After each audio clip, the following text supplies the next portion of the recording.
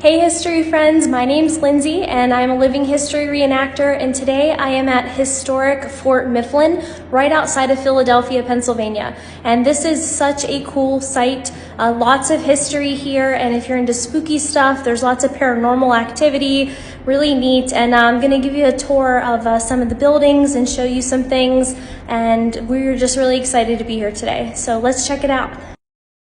Construction on the fort started in 1771 and it was finished in 1776. However, the British seized it in 1777.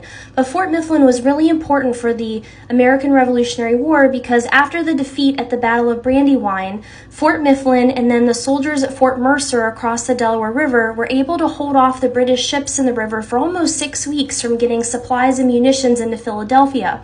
Also, it gave George Washington a chance to move the Continental Army into position for the next attack and then ultimately over to Valley Forge.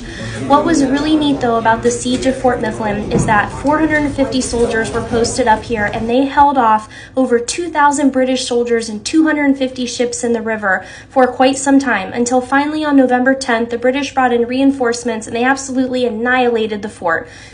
Thousands of cannonballs, they just demolished it to the ground, and over 250 of the soldiers were wounded or killed. And those that remained, finally on November 15th, they loaded up boats and in the cover of darkness, they rowed across to Fort Mercer by night. But before they did, they spiked all the cannons, they lit the whole place on fire, and the flag was still flying and they never surrendered the fort.